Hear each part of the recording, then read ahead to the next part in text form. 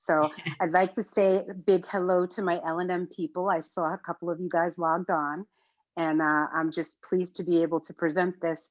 I feel like this is something that is such a well-kept secret, and I won't feel good until everybody in the world understands why it is so important to get a good night's sleep and the symptoms that you should be looking at if you're not getting a good night's sleep, and what we can do. I can go into a little bit of treatment. I'm not a doctor, but I will absolutely try to steer you in the right direction. I like this to be interactive. So if you have questions, please feel free to raise your hand, and Bill will address the chat. And I'm ready to start if you guys are. So Jen, if you want to throw that first slide up. Okay. Give me 1 second, share my screen. Okay. So the first time I did this, and I've done this a couple of times, I just haven't done it in a while. The first time I did it, this snored. So everybody's always concerned about snoring. And the first thing I like to tell people is, no, you can go to the next slide, Jen. Snoring is a sound. Okay, so you can come into the sleep lab and you can snore your head off. It doesn't necessarily mean you have sleep apnea. So that's when we ask the following questions. And we usually send a questionnaire out to patients that's usually about 8 pages long. And it basically asks these few questions. Do you awake feeling refreshed? Do you feel like you need to take a nap daily? Do you wake up with a headache? Do you snore? Are you able to sleep through the night? Is sleep apnea something that goes in your family history? Do you get up to go to the bathroom a lot in the middle of the night? Have you had an ability to change? Have you had the change in your ability to concentrate on things or become more forgetful? Now, that's a funny question because I work nights, so that's my life. So that's always a yes, but that's just because I work nights. So next slide.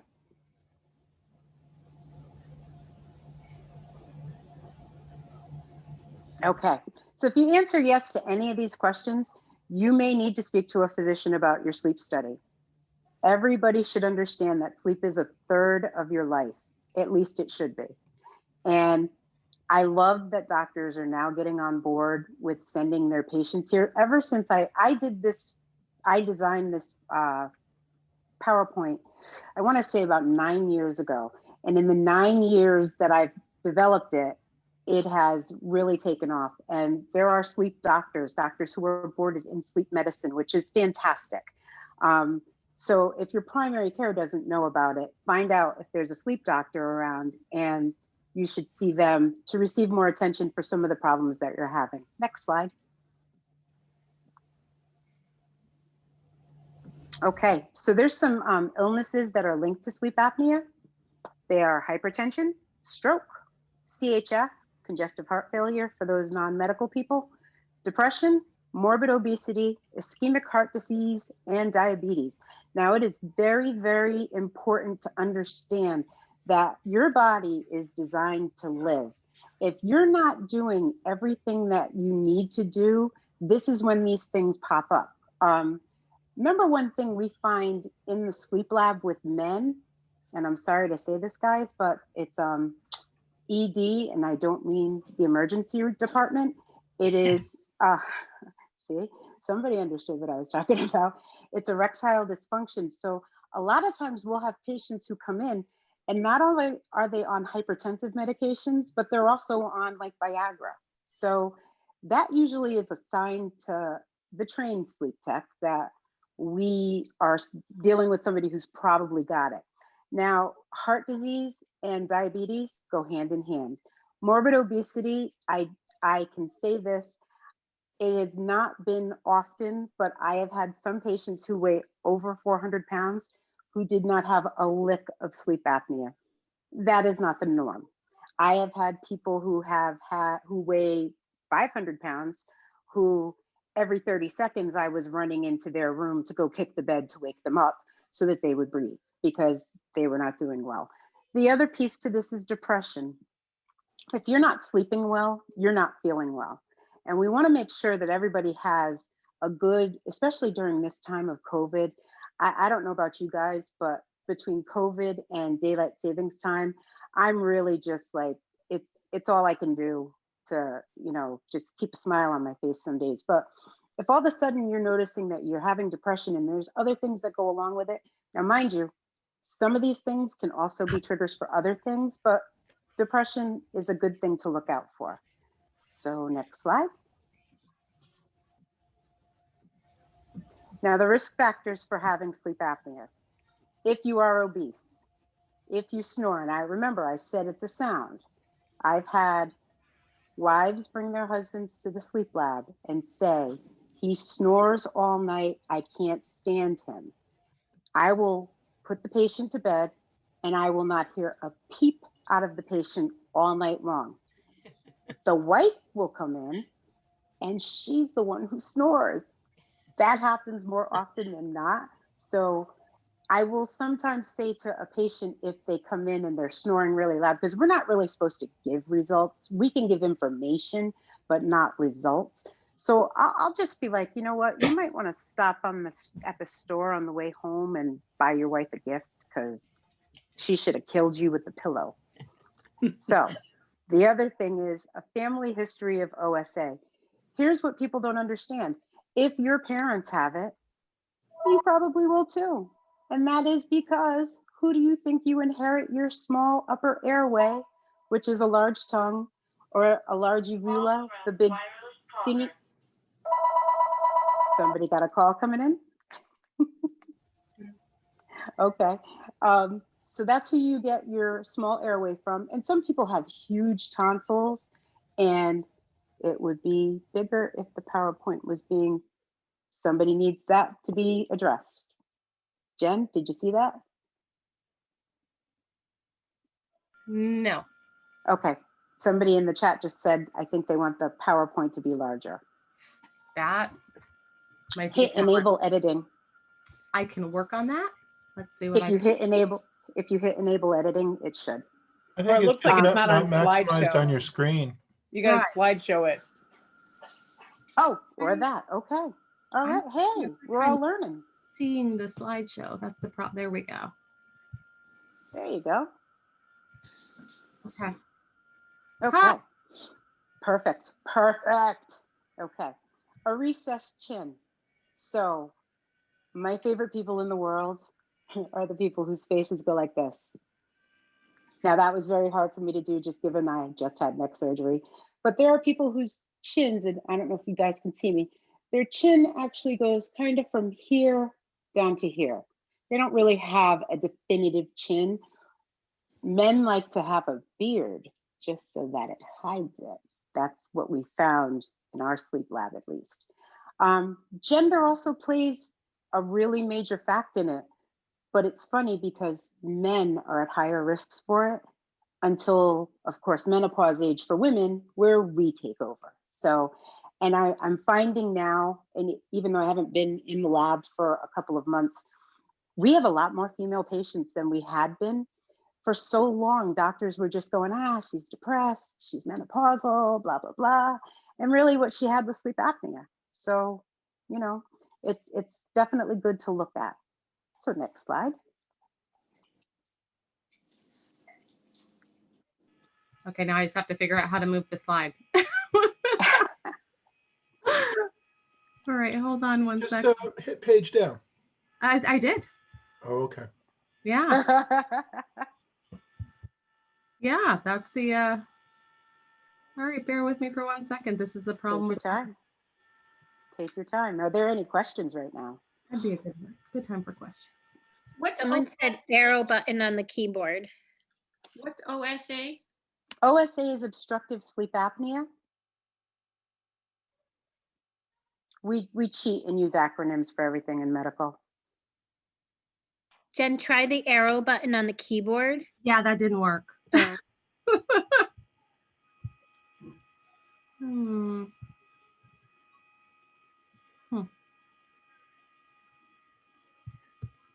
Just to test it, go out of full screen, hit escape, and then try. Did that just work? Yes. Oh, yes. I have no idea what I did, so we'll have to practice that again. Okay. All right. Why do I need a sleep study? Who needs a sleep study? Everybody needs a sleep study.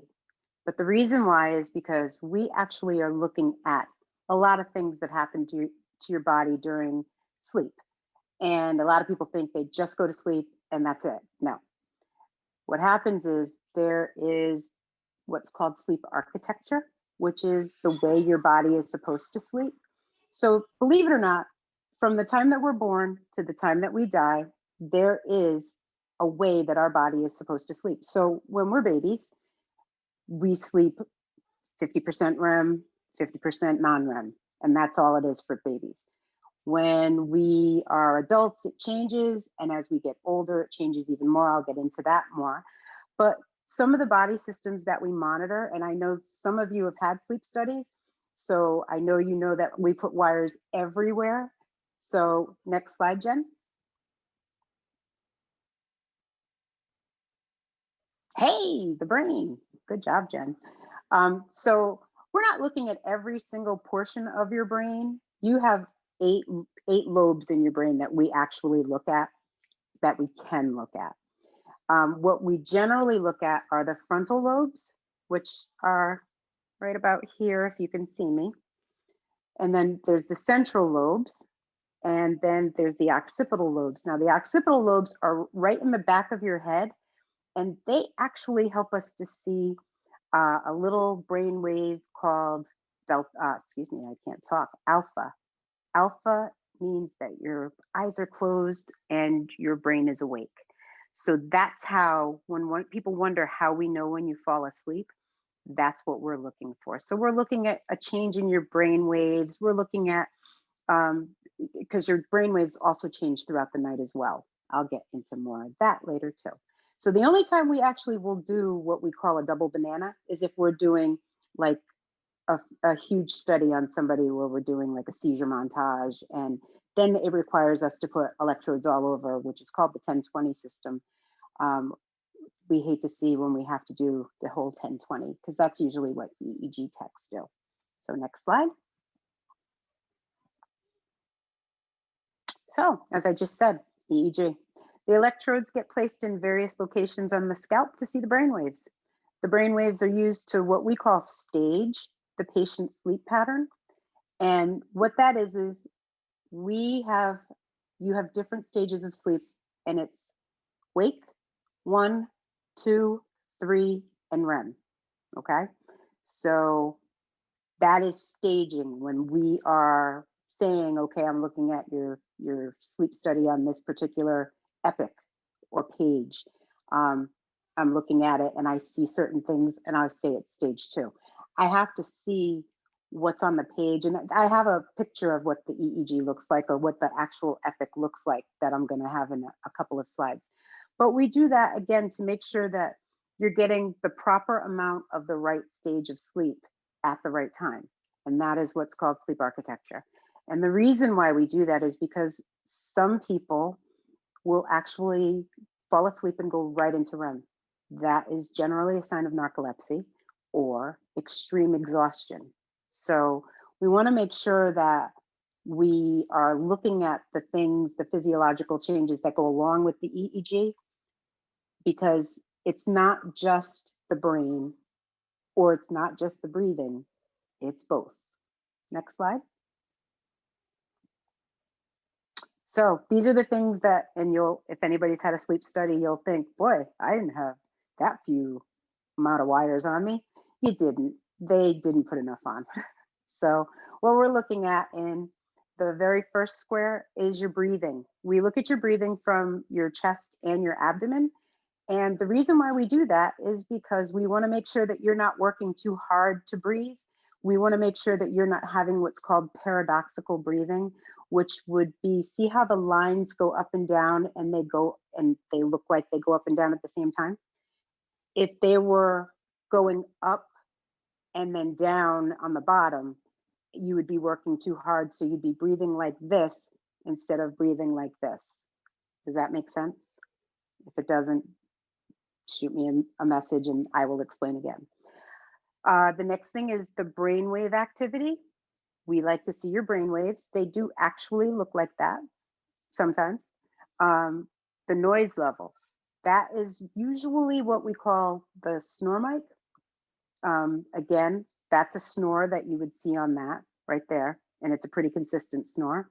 We look at your heart rate, we look at your oxygen level, and in the second slide, in the second picture that you see here, it shows pretty much a lot of the things that we put on you. So we have a little thing on your finger to do your oxygen level, the belts on your chest and your belly, the electrodes on your face, and yes, we use your face also, as well as your brain waves, because we need to use muscles on your face to help us identify markers that we use to stage your sleep. So next slide. This is what an epoch of sleep actually looks like. Okay, so the top of it, the first three things that you see, the first four lines that you see are brain waves. The eyes are the next, L-E-O-G, R-E-O-G. And actually, if this is how old this was, we actually have more electrodes added in now. So it doesn't even, it can't take account for that. So, but we look at the chin, which is that nice little thin red line. Underneath, we find the EKG.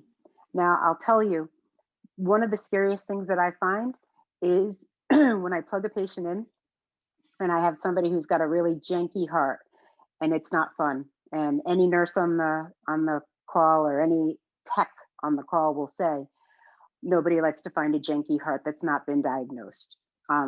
When we find the janky heart, we have to call the medical director, and then we have to usually call the ambulance because the patient cannot leave the sleep lab by themselves. We find undiagnosed AFib. I find a lot of bigeminy, trigeminy, which are just heartbeats that are PVCs in a row. VTAC, VFib, it's just bad, never good. So the next line is a snore microphone. And then you'll see the therm, which is in the nose, which people always complain about us putting in. And then you'll see the belts, then the oxygen level and the heart rate. So we are looking at the heart's rate and rhythm. And that is important because that will help us decide between what kind of block you might have.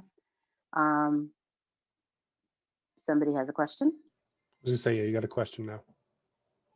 Go ahead. Somebody put it in the chat.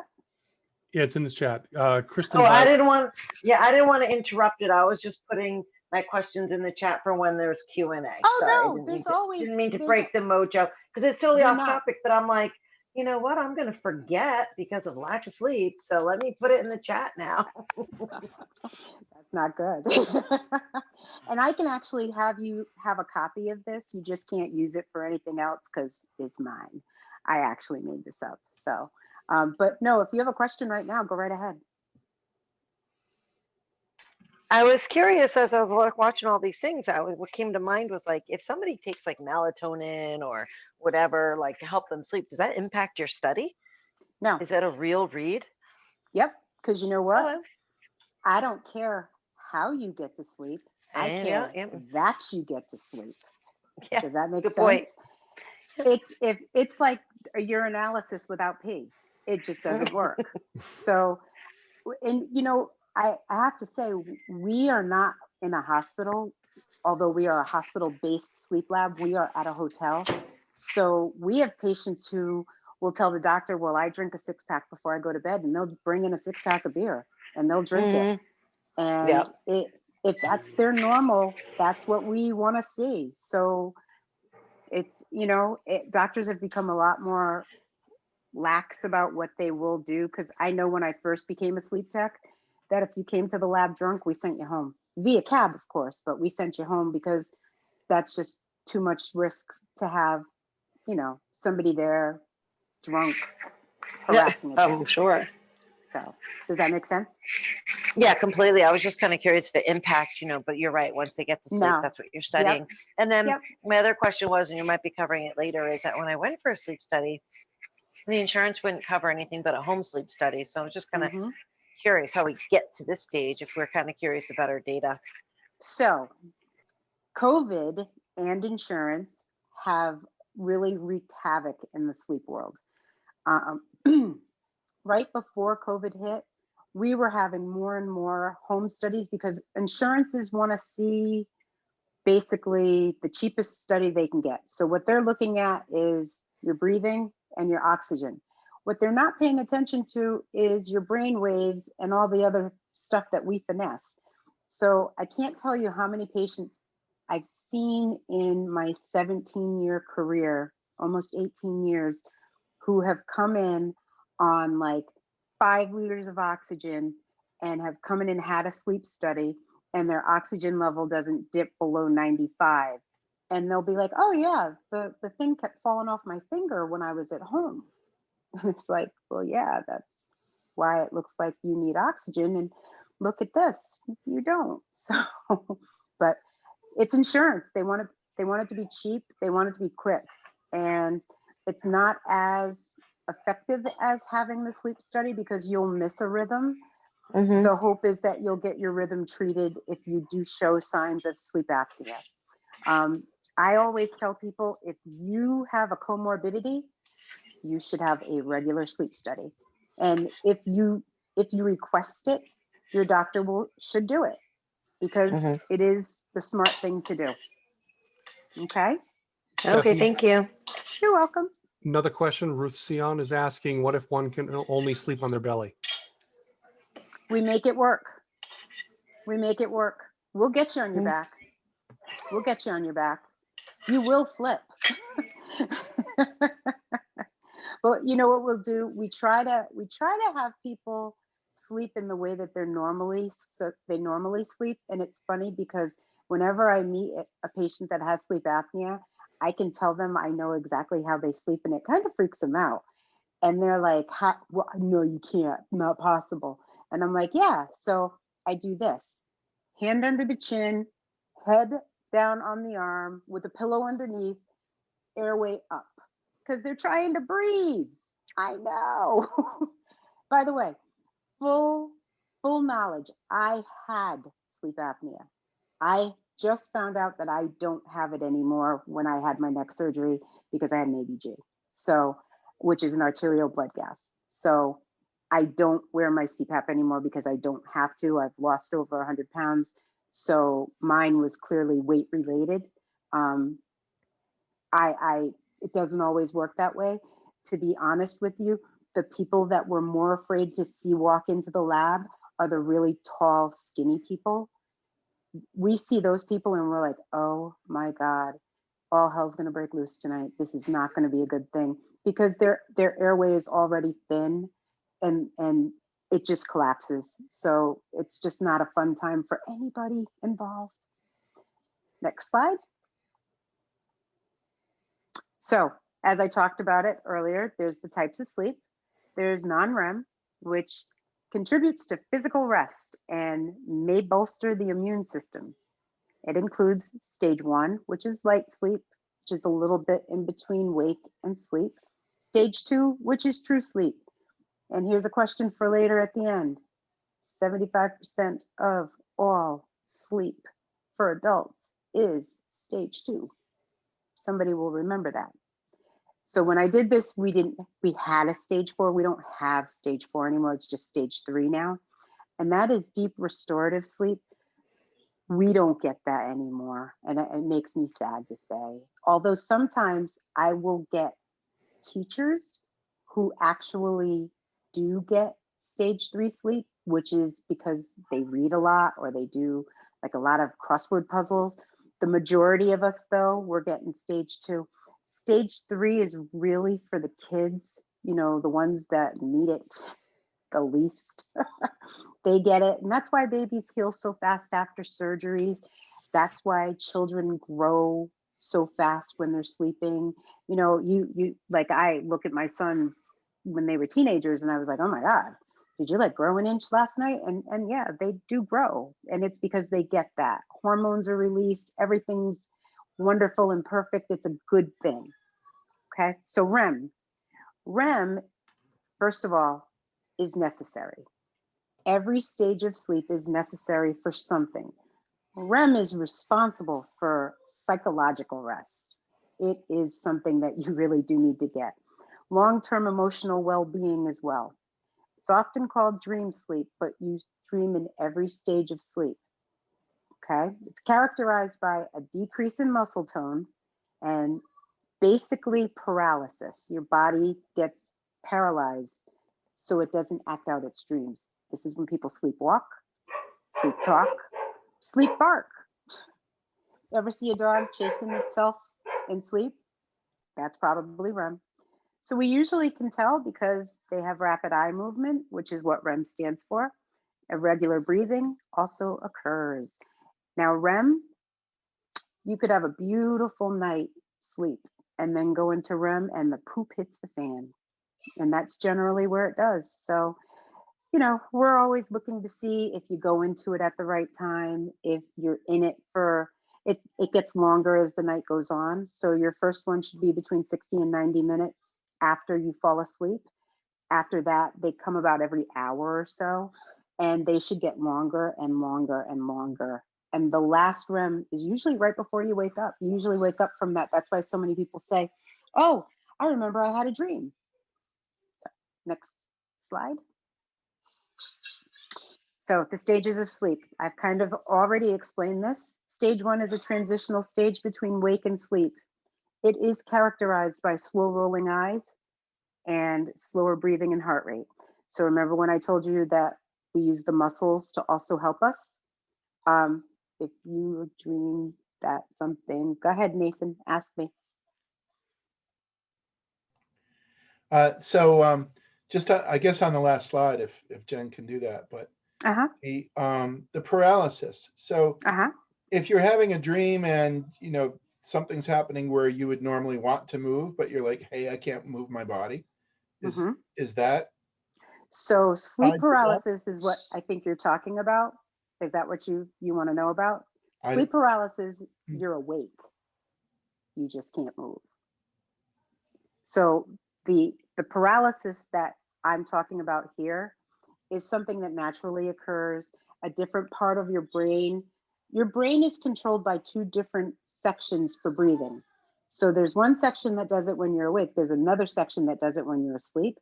And the one that does it when you're asleep is responsible for releasing the hormones, for making sure that you are safe and don't act out your dreams and things like that. Does that make sense, Nathan? Yeah, I think that's probably what I was referring to. But so the decrease in muscle tone and essential paralysis, you're talking about breathing muscles? Yes. And in your airway. Okay. Not just your chest and your abdomen, but your airway as well. And it really just, you're relaxed. You're down. It's a good thing. Very, very good thing. Thanks. You're welcome. Okay, so one of the things that we do on the face, and this is when it comes in really handy, is we put electrodes by the eyes, and that actually helps us to see the muscles when you are making a slow rolling movement so that we can tell the difference between you being awake and you being asleep, because slow rolling eyes are beautiful for us to watch because we know you're falling asleep. And I'm sorry, I said 75% earlier, it's 50%. And I knew that. I'm just tired today. So 50% of adult sleep is stage 2. And it is your muscles relaxing. Your eyes that are slowly rolling have just really kind of slowed down and you're not moving as much. You can twitch a little bit when you're falling asleep. Stage 3, it's delta sleep. If any of you have children and you've gone into their room in the middle of the night and asked them questions, like I have my teenager, and he looks at me with blood red eyes and goes, and doesn't remember it in the morning, that's stage 3. So, but it's also known as restorative sleep because it's when the body heals itself. And it really is the deepest and the hardest to wake people up from. It's a good thing. I know I haven't gotten it in about 30 years. I miss it. So, next slide. REM. Now, everybody thinks REM is the deep sleep. No, it's the most fragile of all the states of sleep. You have vivid, active dreams. Your breathing rates vary. They up, they down. Your brain uses more oxygen, so the heart's pumping more. Systems that are usually regulated during sleep are altered, like your body temperature and your heart rate. So REM, like I said, it's unpredictable. It should be predictable, but it can be unpredictable. Like, we know what it's supposed to do. Your body doesn't always do what we'd like it to do, but it really is. It's easy to wake somebody out of, and as simple as a door closing will wake somebody out of REM. Not whereas stage 3, no way. Hi, Allie. Allie has a question. There we go. So there's stage 1, 2, and 3, and then REM, and that's not 1, 2, or 3. Is it part of 1, 2, or 3 then? Nope. REM is a separate step altogether. It's it's its own stage. Got it. Okay, but you can dream in all 3 of those stages. You dream in every stage of sleep. You just don't always remember it. Okay. So when people say, go ahead. Yeah. I was going to say, is REM the ones you do remember, or there's no correlation to what you remember and don't remember? They're more vivid usually. Like, I know I dream in color. How scary is that? Some people don't know. I only pay attention because, like, I have a fear of snakes, and I'll have like a dream where I'm someplace and I'll see like a green snake. So that's how I know I dream in color. But they're very vivid. And it usually happens right before I wake up. So it's supposed to happen like that. You will have more vivid, but you can have, if you're somebody who has vivid dreams, or if you take medications that make you have vivid dreams, you can have them all night long. And that might be something that also has to do with it. Sometimes home remedies and herbal treatments will cause people to do that. So you want to, and I'll talk more about that in a little bit. Does that make sense? Yep. Thank you. Rob L has his hand up. Hi, how are you? I'm good, Rob. How are you? I'm well. I'm just curious about sweating. Like, I get a lot of night sweats. Yep. And sometimes they're associated with dreams where I'm like active in my dream, but sometimes I don't remember the dream. So I'm just assuming. Can I ask you a question without You could ask me anything.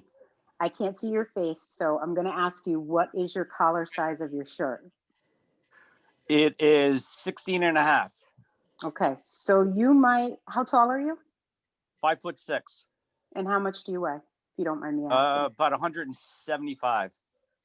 All right, so you could be having some problems. I would actually definitely talk to my physician about that.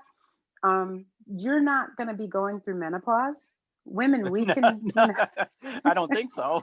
I'm going to hope not. I'm 53 though. It's right around the corner. If you're having sweats, that is something I would absolutely speak to my physician about, because especially if it's happening during dreams, your body temperature does change during REM. It goes up, it goes down. But if you're sweating is not a bad thing in bed. Haha, she said. But it is indicative of something. So you should at least talk to your physician about the fact that you are having vivid dreams, you are sweating, and see if it's a medication that you're on, or if you need to have a sleep study. Yeah, it's not just like, I'm not just getting dewy, I'm like getting wet, you know? Not to be gross, but no, listen, no such thing as gross. Trust me, sleep tap. I have had to, we will go in and, like, there's 4 pillows on the bed, we'll flip the pillow, then we'll move the patient to the other side of the bed. We'll do whatever we have to do to keep them comfortable. Yeah. And we always say this is very important. A cool, dark room with no TV is a great sleep place, honestly and truthfully. Mm-hmm. If you might want to turn down your temperature in your room, because if it's warm, that could be why you're sweating. If you're sweating because it's warm in the room and then you go into a sleep stage that makes you hot, that could have something to do with it. Good point. Thank you so much. Oh, you're welcome. A lot of people have spouses that won't let the temperature go down below 78. No. My temperature in my bedroom is 64 degrees. That's what blankets are for. Yes, ma'am. Okay. Thank you so much. And You're that's why we don't marry reptiles. Absolutely. Any other questions? Okay, next slide. So this is the way sleep happens when you are an infant. 1% of your sleep, 5% of your sleep is stage 1. 25 to 30% is stage 2.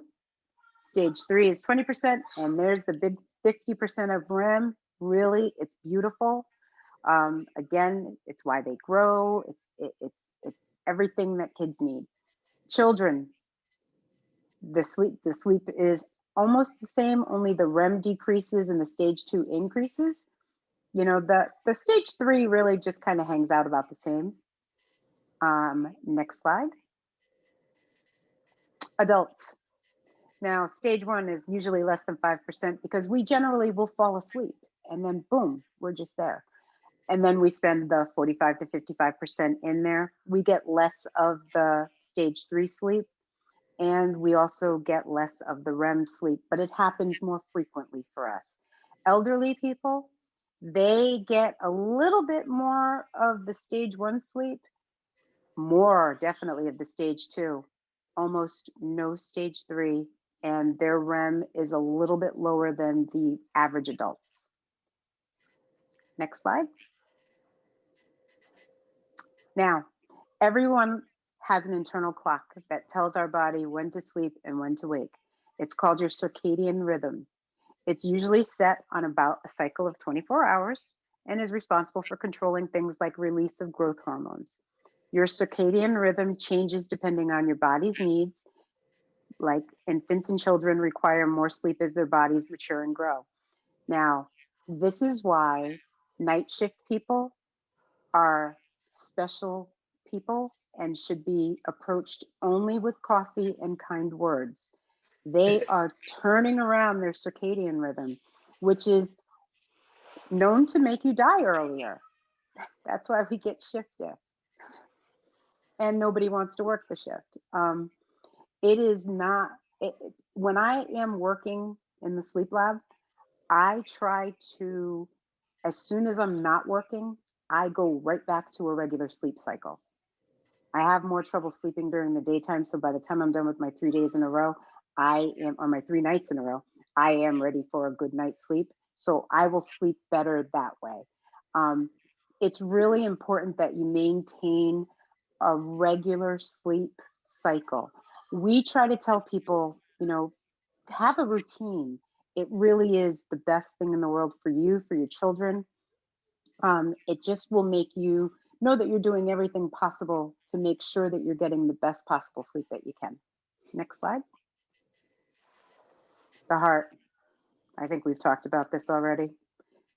We put electrodes on you to monitor your heart's rate and rhythm while you're sleeping. Next slide. Okay. This is where the heart comes in, and this is why we really don't like janky hearts. Hypertension and congestive heart failure are just 2 of the many problems that untreated sleep apnea can cause. Your body tries to stay in a constant regular state referred to as homeostasis. If your heart is beating faster to pump out oxygen-rich blood, it will eventually take its toll on you. Other risks that are associated with sleep apnea are stroke and disease. Now, when I say that if your heart is beating faster to pump out oxygen-rich blood, it will take its toll on you, it's because your heart has, you know, the heart doesn't look like this, but if it did, it would have a valve. It would have a chamber here with a valve, a chamber here, a chamber here, a valve, and a chamber here. So the way your heart is supposed to beat is boom, boom, boom, boom, boom, boom, boom, boom. Imagine if that speeds up and you skip a beat and it goes down to that. So that's the things that we're looking at when we see that little graph that comes out on the epic that I showed you earlier. It is really vital that if you do have a sleep problem, that you absolutely get it taken care of, because I will tell you that saying that I'll sleep when I'm dead will happen faster than you expect. It is, if you feel like your heart is skipping a beat when you're awake, you know, mention that to your doctor, because your body is, the beautiful human body is designed to live. It spends every day. How slow is a good heart rate? Depends on what your doctor makes it. Your doctor can, I have some people who are runners and they have like a heart rate of like 40, which, trust me, I'm not always happy to see unless they tell me they're a runner. But you know, we like 60 to 80 beats per minute. We're normal kind of regular people. That's how we like to see it. So other risks that are associated with sleep apnea are stroke and diabetes. Stroke, again, if that heart is throwing out blood in a different way, you can have a clot go. You don't want it to go to your lungs. You don't want it to go to your brain. We want to make sure that you live. And I can't tell you how many patients, you know, we really do save lives. We really, you know, a lot of people think sleep techs just, you know, watch you sleep. No, we actually are identifying very, very important things that your physician needs to know about. Next slide. So what is sleep apnea? Okay. Sleep apnea is from the Greek without breath. They estimate that this was 9-10 years ago, 20 million people have it. Now it's 30 to 40 million people. All right. And that's just Americans. That's just Americans. Apnea is defined as a period of 10 seconds or greater when you stop breathing while sleeping. It's also called sleep disordered breathing, SDB, again with the little letters that we like to shorten everything. And it can include hypopneas, which is an abnormal shallow breathing with a desaturation of your blood, your oxygen level of 4% or more, upper airway resistance syndrome, snoring, central and mixed apneas, as well as periodic breathing. So I'm going to get into more of that in a little bit. But central apneas are your brain telling you not to breathe. And they're no fun, because it's not generally something that I can fix without either an ASV, which is adaptive servo ventilation machine, which is a type of CPAP machine. We have CPAP, we have BiPAP, and we have ASV. So they actually have an implantable device now that they're doing at some hospitals. We're not doing it at ours yet. So, but upper airway resistance syndrome, snoring, that happens, and central and the mixed apneas and periodic breathing. Next slide. So if you see this and you feel like you're on this cycle of madness, this is when you realize you have sleep apnea and you have symptoms that need to be taken care of. Snoring, dry mouth, morning headache, memory loss, attention deficit, depression, moody, fatigue, nocturia, which is getting up to go to the bathroom in the middle of the night, impotence, insomnia, and it's a vicious cycle. And until you address your sleep apnea, it continues. Next slide. Sleep and breathing. So during sleep, the soft tissue in the airway lacks muscle tone. Couple that with gravity, which, let's be real, after 35 isn't anybody's friend, and you have the perfect recipe for sleep disordered breathing. When the tissues block the airway, they prevent the breathing. The sleeper awakens to try to regain control of the breathing, and that's when they wake up. And it can happen dozens to hundreds of times, and I mean hundreds. The highest apnea hypopnea index I have ever seen on a patient was 150. That's 150 times an hour. It's not good. It's not good. And that's looking at how many times they stop breathing. So the sleeper may or may not be aware of these things. You most likely are aware. There's very few people who have severe sleep apnea who are not aware. But next slide. Each obstruction deprives the body of oxygen and forces it to retain carbon dioxide that it would normally exhale. Now, as a result of that, the blood gases get out of balance in the body. And remember, I said that the body's always trying to maintain that state of homeostasis, which is normalcy. It sets off the body's alarm to wake up because, again, your body is designed to make you live. These obstructions, they increase your heart rate, which I already talked about. Boom, boom, boom, boom. They raise your blood pressure. And they eventually weaken your automatic response, resulting in more severe sleep disordered breathing. So you fix it now or you fix it later, but you're gonna fix it. And the later you wait to fix it, the more difficult it may be for us to fix it and the worse off that you'll be. Don't wait until you have a stroke to go, oh, you know what? I don't think I sleep and breathe at the same time. Next slide. So how do I treat sleep disordered breathing? The most common, and it's funny, is CPAP. My iPad is sitting on a CPAP machine right now. And CPAP stands for continuous positive airway pressure, and it works by delivering a lightly pressurized stream of air via a nasal or full face mask to keep open the airway. Best of all, the treatment is done non-invasively and without medication. That's what we like. So it's a mask that's connected to a machine by a hose, and the machine sends in air to keep your airway open. So I always tell people that people with sleep apnea have this is your airway. People who have sleep apnea, your airway goes like this. The CPAP will pop open your airway. Keep it open like that, and it's a beautiful thing. Okay, next slide. This is the Apnea Fairy.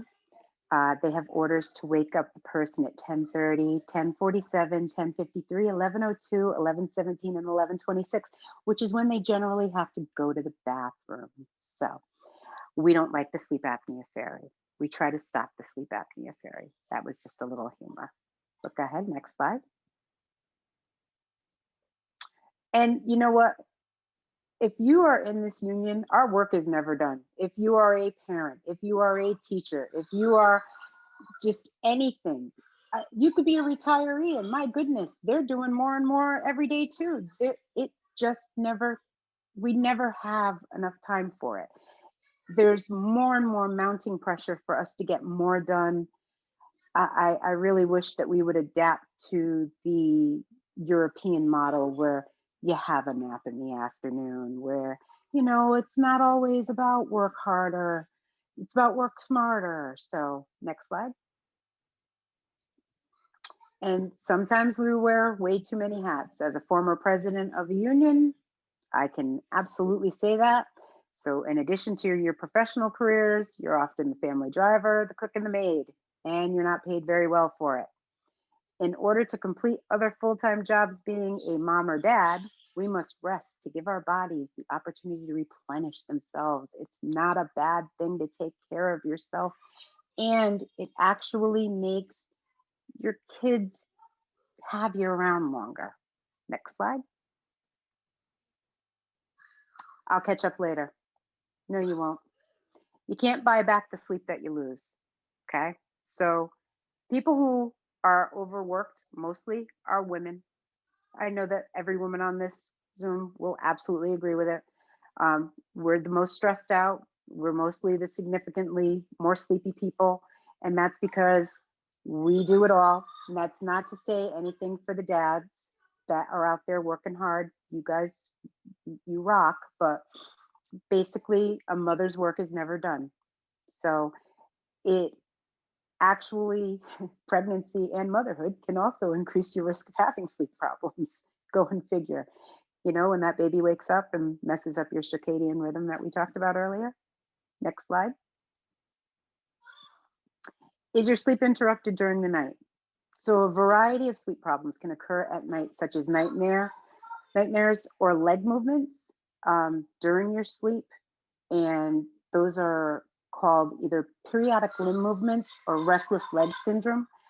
And the difference is the periodic limb movements happen and then they happen periodically. The restless legs are the, I got ants in my pants and, you know, I feel like I have to move my legs all the time. Nocturia, which is getting up to go to the bathroom excessively during the night. Children, pets. Anybody want a cat? Because my cat sleeps in the middle of my bed and I have to sleep around her. Pain and stress are also common disruptions to sleep. Not just a woman's sleep, but all people's sleep. Next slide. So sleep hygiene. There are many things that are fixable if you maintain a consistent bedtime. And honestly and truthfully, I will tell you this, my children have had a bedtime since they were babies. The older one does not keep it because he's living at college. So he's, of course, I like the nightlife. I like to boogie. So that's him. My baby, he's in bed at 9 o'clock every night and his room is cool. It's dark. He doesn't drink coffee. He doesn't have soda. There's no TV in his room to watch. He's got his game off for a couple of hours before, and he does not take a nap. And if you do take a nap, which is not a bad thing, make it an early nap before like 2 o'clock in the afternoon and make it for like 30 minutes. And then you're good. Next. Okay, so do you see the red letters, the red numbers on this? Turn your alarm clock around. Those big, bright numbers rather, will absolutely disturb your sleep. Turn them around.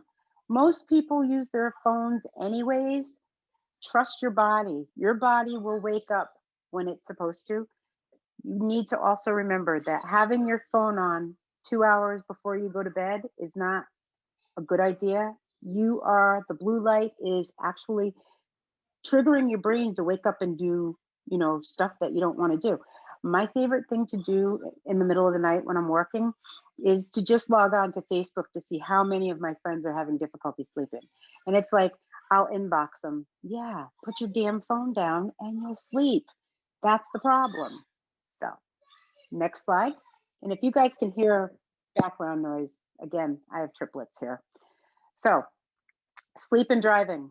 These are two words that do not mix, and they are just as deadly as drinking and driving. Please don't think twice about sleeping and driving. Don't do it if you can avoid it. People have what's called micro naps, which are just brief periods of sleep. And I see a question. Let me just finish this, Tom, and I will answer that. They're brief periods of sleep lasting only a few seconds, but they're the cause of more than 100,000 car accidents and resulting in approximately 71,000 injuries and 1,500 deaths. And I'm sure that number is higher now. And I know I've had micro naps before. Like I have to drive over the Gold Star Bridge, and that's the bridge that between Groton and New London. And I will all of a sudden be in New London and it's like, whoa, okay, that was a micro nap. And thank God I made it safely. But that's when people are falling asleep. So if you're tired and you're exhausted, pull over to the side of the road, take a nap, get a hotel room, or just wait until a better time to drive. Tom, you had a question?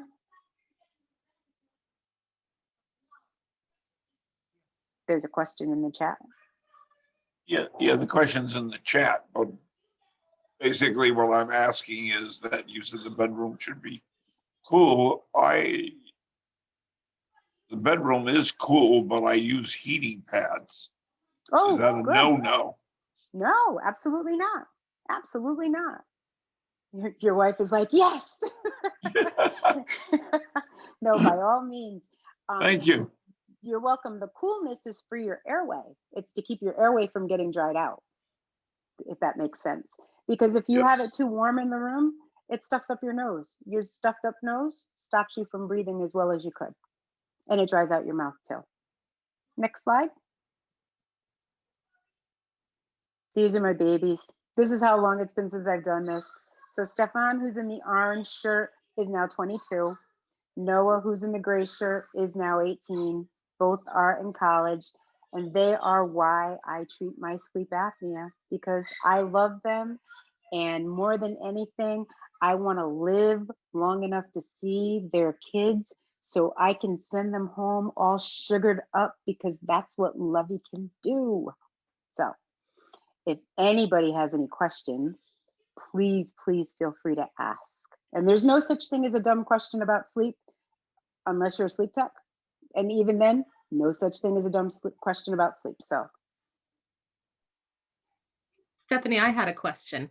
Yeah. What is sort of the prevalence or the probability of sleep apnea in children? And is that, do you have children do sleep studies as well? Like my son, his lips are always so dry, and I know it's because he's mouth breathing, and I don't have it, but my brother has sleep apnea, and my mom probably does. So I know it's in our genes. Yep. So we actually do sleep studies on children. We do a lot of sleep studies on kids, and they usually have to have their tonsils removed. And we'll usually do that number one. Now, I don't know if you mind if I share what we've talked about before? Yeah, no, go for it. Okay. So Jen and I both have kids with special needs, and we have the most adorable young ones. That mine is the college one that likes the nightlife and likes to boogie. And we were talking about whether or not Jen's son should have a sleep study. And I told her, basically, don't put yourself through it unless you're thinking that he's not breathing and sleeping, because a lot of times you're just looking for an answer, and doctors will sell you kind of a bill of goods to get you to have the sleep study done for the kid, because kids always come to the lab, always. And we hate children in the lab, just kidding. But they always come to the lab, and if it's not sleep related and it's something like autism or something like that, you're very welcome, Bill. You're going to just look for an answer. And I'm not saying don't have your kid have a sleep study, but Jen and I talked, and it didn't sound like her son needed one. And she could talk to her healthcare provider about it for her son. And I think we came to the same agreement that he didn't need it. But if his mouth is dry, he's a mouth breather. Nobody should take offense to being called a mouth breather, because it just means you breathe through your mouth. I hate saying that to patients, but it's funny. When patients come in, they're like, oh, I want the littlest mask with the littlest things that go up my nose. And I'm like, no. And they're like, yeah. And I'm like, no, it's not going to work for you. And they're like, why? I'm like, well, the entire time I have been talking to you, you're listening to me like this, and your mouth is open. I know you're a sleep breather. Ellen is a teacher in an autism. I missed the rest of that. Can you read that from the chat? Or Ellen, just pop in.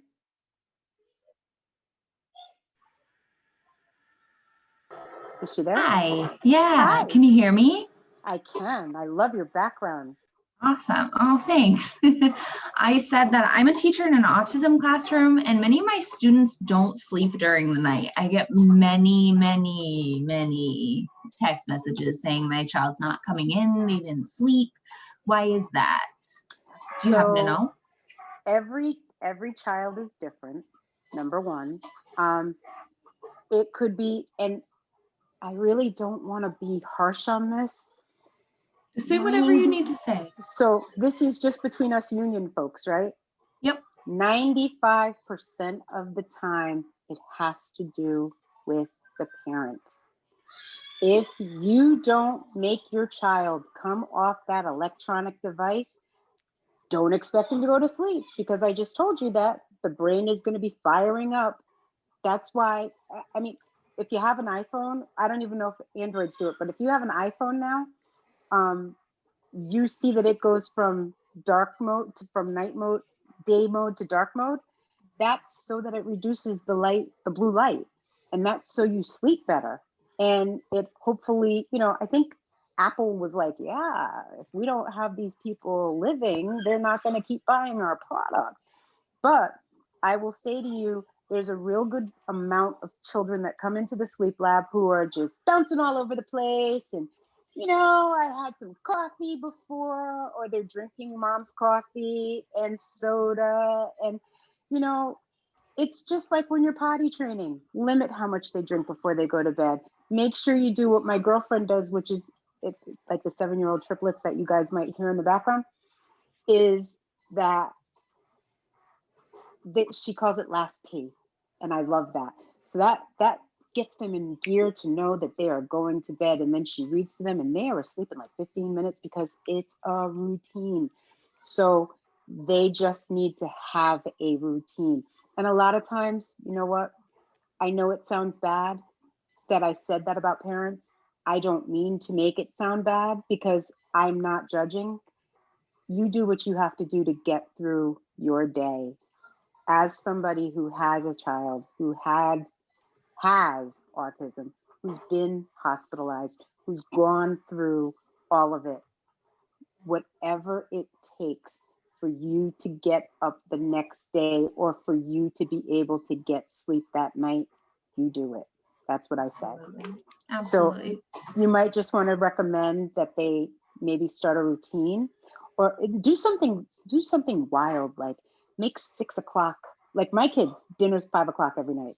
If dinner's not on the table at 5 o'clock, they're looking at me like, are you new? Come on, lady. And, you know, but they're so into, that's their schedule.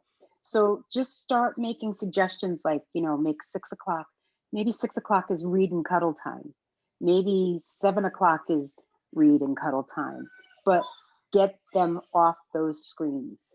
That's the most important thing. I had a hunch, but thank you. I appreciate You're welcome. You're very welcome. Thank you for being here. I'm so pleased. I hope I can help. Thank you. Anybody else have any questions? Bill, I saw you type something. I did. What you want, dear? Well, the question that I think is a good one is, if you've had a sleep study in the past, should they be regularly rescheduled at any time? Yes. You know why? Number one, if you have CPAP, your pressure might have changed. So I have had my CPAP machine for 12 years. I have, because I work in the industry, I have an auto. So that means that it goes to the pressure that I need it to, no higher, no lower, and it adjusts all night long. You guys don't necessarily need that. Most people don't need that. I need that. But it should be done at least every 5 years because you may have lost weight, gained weight. We talked about gravity not being our friend after 35. Any number of things could have happened. So not to mention, every 5 years you can get a new machine. So there are machines that you can now plug your iPhone into and, you know, charge, and there's just so many things that you can have now. There's new masks that come out. Sometimes you may have had an accident that may have caused you to stop being a nasal breather and become a mouth breather. That's all stuff that we should take a look at, because we can compare from what your study was before to what your study is now to see if you've gotten more severe. Because you don't generally get better. I'm rare, but I've shared my story with everybody. I've had gastric bypass. I've lost over 100 pounds. I have a neck now. Of course, I can't move it, but I have a neck now, and I can breathe. So that's my scope. I'd say absolutely every 5 years you should get it done. If not for the new sexy swag, just to come spend time with your favorite sleep techs. Anybody else? Nathan's got something else in the chat. Hey, Stephanie. Yes, sir. Hey. Stephanie, good for you, by the way, and what you just told us. And I'm sorry your neck is still a problem, but hopefully. Oh no, I'm healing. I'm on the other side of it, but thank you. Good. So you're somebody who can look forward to a better 2021. But 2020 was going to be my year. Yeah, many of us did. So my doctor asked me if I thought I had sleep apnea, because I've got the kind of doctor that would rather ask me what I think than give me advice. And he pretty much recommended a sleep clinic. What does Tony say? What does Tony say?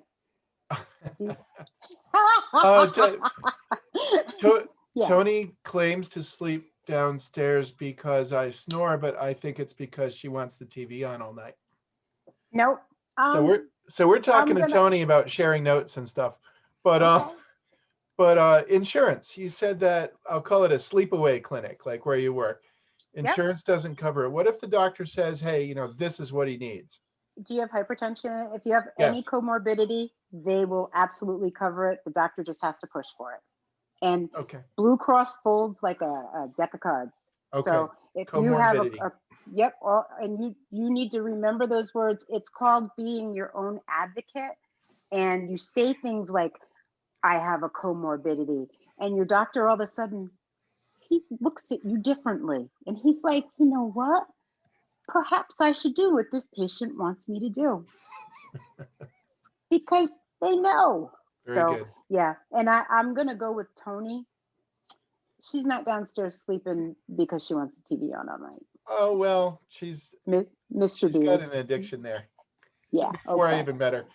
But I'm sharing my notes with her. She was interested in my mid-session report. And I said, I should have tried harder to get you to participate. So you should have. That's okay. You anytime, and you know how to reach me if you need any more information. Thank you. You're welcome. I only want you to be better. Yeah, Allie, I love that you asked that question. Your Fitbit, oh my God. Can you bring Allie up on the screen? All she's got to do is talk. Allie, talk. Yeah, so I was just looking at my Fitbit data, and of course I haven't slept you more. went into REM in 15 minutes, didn't you? No, not at all. I'm like, not at all. I think Really? in fact yesterday it was one REM cycle at all. I don't believe the Fitbit. No, some Yeah, people well, that's do. why I asked. Yeah, that's why I asked. Some people do, and some of them, so I have the Apple, the watch, the Apple Watch. Yeah. That actually does slide it that way a little bit this way. Oh. That actually is what a hypnogram looks like for us in sleep. So you got good sleep there. You wake up a lot, Allie. Yep. Change positions a lot? Yes. No, I wake up a lot. So Allie, I'm Stress. going to teach you. I understand that, but you need to sleep like the queen that you are. So I will tell you what I do around my cat. I have my very comfortable pillow. Well, now I have two comfortable pillows because of the neck, but I have a pillow under one arm, a pillow under the other arm, and I put a pillow under my knees. And when moms come into the sleep lab, I put them to sleep like that. And they're like, oh my God, this is fabulous, because moms never get tucked in. We never get tucked in. Tuck a mother in. So my husband is sitting in the same room with me hearing this. Make him tuck you in. That's what you tell him. That's from a sleep professional. But I do know how your brain works, and I believe that you are waking up because you are probably very stressed because you do 8 million things. You're very welcome. Ghislaine, it was my pleasure. You gotta make more Allie time. Less AFT, more Allie. So generally speaking, you don't buy those apps and I do buy some of them. Some of them are really good. If you have a newer Fitbit, I would be more inclined than the older Fitbits. Yeah, it's less than a year. Okay, then yeah. So it's the same software but better sensor? Yeah, that's pretty much it. And it's going off of your heart rate and stuff like that. Let me share mine. Can you see it? Oh, I love you guys. Ooh, yeah. Okay, so I turn left, right, left side, right side, left side, right side. Yeah, and sometimes right. I can see that I woke up, and it, I'm really only awake for a minute. Okay. But then I get up at like 5 for the bathroom and 7:30 for the bathroom, and then I'm done. Okay. Okay. But not a lot of deep sleep. See those little reds at the top? Yeah. Those are wake ups too. The little ones, yeah. They're just more pronounced when they're that thick. You're awake longer. You're right. So there. I know. I'm a sleep tech. So you're waking up. I meant you're right. I'm not showing it as well as it could be showed. I'm going to go with Tony on this one, and not just because I'm a woman and we side with each other, but I would get, Nathan, you're one of my favorite people in AFT Connecticut. So I wouldn't tell you this if I didn't love you. Get a sleep study. Okay. Do I need to intentionally try not to turn left side, right side? No, we don't okay. care. All right. Trust me, you're not getting any of our equipment off of you. We will. This is what I tell my patients. I mean when I'm sleeping. I mean at home. God, no. First of all, when you're in the lab, we're going to ask you to try to sleep on your back as much as you can because we want to see it. We want to see what it looks like when the doors fall off. That's what we want to see. Mm-hmm. But if you can sleep on your side and that's the only way you can sleep, then that's good. That's fine. If I were you, I would try to stay on my side. My guess is that you are turning side to side because you're waking up and you're not knowing why. My shoulder snoring. my shoulder will get tired and. Yep. But by the way, I just retrieved the mail and Tony's new Fitbit just arrived and she's quite excited. So okay, we'll make sure later. She wears it at night. Okay, we'll talk more. We got 30 people hearing way too much about me and my wife. That's okay. I told you guys way too much about me too. But yeah, the newer technology, I believe a little bit more. Although it's funny, my Apple Watch doesn't seem to pick mine up so well because the one thing that I have been doing for the last 2 months is sleeping at night and like the dead. I mean, between pain medication and muscle relaxants, try to wake me up. It's not going to happen. And it's not saying that I'm sleeping as much. And I don't move. And a real good way to find out if you move is if you get up in the morning and your bed covers are not a mess, you're not moving. And I literally tuck myself in and I stay in that position all night long. So if you're waking up and you're an alone sleeper or a cat sleeper like I am, and you go back and forth like that and your bed's a mess, there's a sign. If you are staying in the same position, that's also a good sign too. Janice, love you too. Thank you for staying. It's been my pleasure. B. Rivera, thank you so much. I'm glad I made it fun. All right. Any other questions? Now that we're weeding down people. You're very welcome, Kristen. Anybody else with a question? Because it's about 6:30. I would just comment on something that we heard earlier. Melatonin. What's that? Oh, melatonin. I've had more at least I remember more dreams, but I think I have more dreams since I've been taking melatonin. They're more vivid. Mm-hmm. And people think that melatonin is like a sleeping pill. It does not work the first night you use it. Melatonin is something that your body produces naturally. The supplement just helps bring more in. So it's not going to help you fall. People think melatonin is a sleeping pill. It's not. It is a supplement. So the more that you have in it, in your body, the more vivid your dreams are going to be. And kids too, especially. They already have the vivid dreams. Anybody else? Oh, remember I said I was going to talk about the supplements. That's what I wanted to say about the melatonin. Valerian root is nature's Valium, is what I'm told.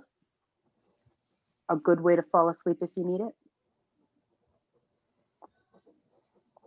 I don't need any. What's the name of it? Valerian root. What?